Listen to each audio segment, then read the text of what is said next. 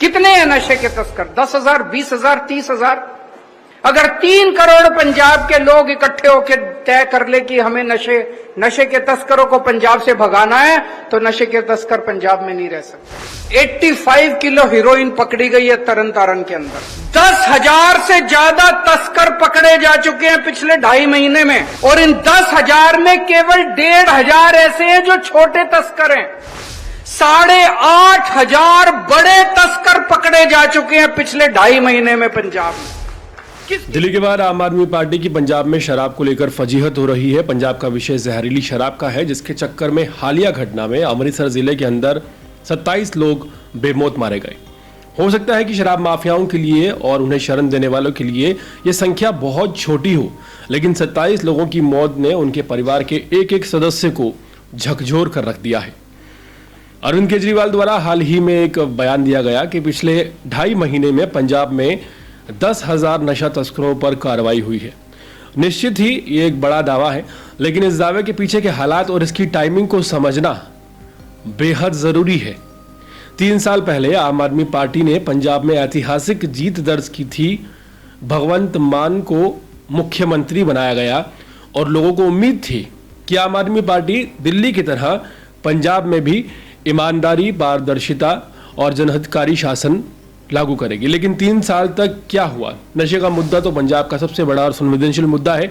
अगर अब जाकर इतनी बड़ी कार्रवाई हो रही है तो सवाल उठने जायज हैं कि 3 साल तक आखिर क्या किया गया। ये सवाल और भी बड़ा हो जाता है जब हम ये देखते हैं कि ये एक्शन मोड सिर्फ पिछले 2.5 महीनों में शुरू हुआ। तो आखिर 2.5 महीने पहले ऐसा क्या हुआ था? जवाब बेहद साफ है। दिल्ली में आम आदमी पार्टी को बड़ा झटका लगा। जहां कभी आम आदमी पार्टी को 67 और 63 सीटें मिलती थी, वहां इस बार सिर्फ 22 सीटों तक आम आदमी पार्टी सिमटती हुई नजर आई। पार्टी के नेतृत्व को झटका लगा और उन्हें एहसास हुआ कि दिल्ली की राजनीति में अब पहले जैसा असर आम आदमी पार्टी का नहीं रहा। इसके बाद केजरीवाल ने 10 दिन तक विपाशना की पंजाब में, और जैसे ही वापस लौटे पंजाब में ही जम गए।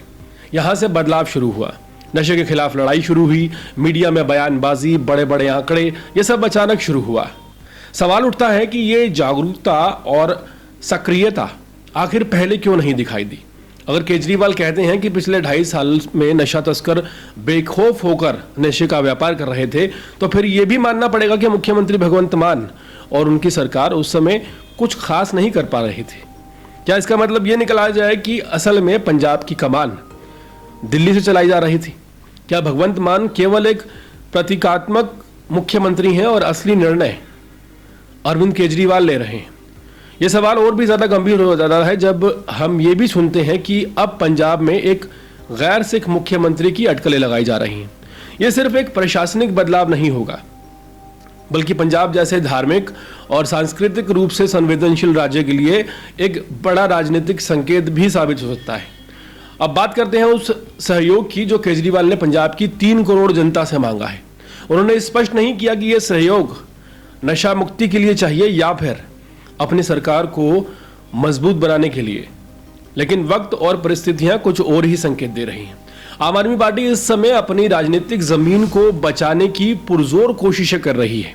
दिल्ली में आपकी साख गिर चुकी है, पंजाब में सत्ता बचानी मुश्किल हो रही है। इस पूरे घटनाक्रम से यह प्रतीत होता है कि अब आम आदमी पार्टी पंजाब को सिर्फ एक राज्य के रूप में नहीं, बल्कि एक नई राजनीतिक प्रयोगशाला के रूप में देख रही है, जहां अब केजरीवाल खुद सामने आकर जनता से संवाद करेंगे, खुद योजनाओं की निगरानी करेंगे और शायद खुद ही भूमिका को और ज्यादा मजबूत करेंगे।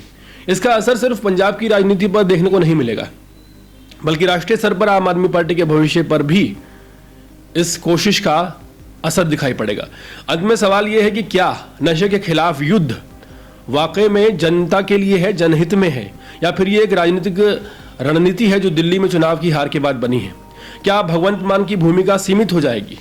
क्या पंजाब की जनता एक बार फिर से राजनीतिक प्रयोग का हिस्सा बनने जा रही है? ये सबसे बड़ा सवाल है। ये सारे सवाल महत्वपूर्ण हैं और इनका जवाब सिर्फ सरकार के बयानों से नहीं, बल्कि आने वाले महीनों के कामकाज और नीतियों से मिलेगा। जनता सब देख रही है और आखिर में वही सबसे बड़ा फैसला सुनाती है। किसी ने बहुत खूब कहा है कि ये जो जनता है साहब, ये सब जानती है।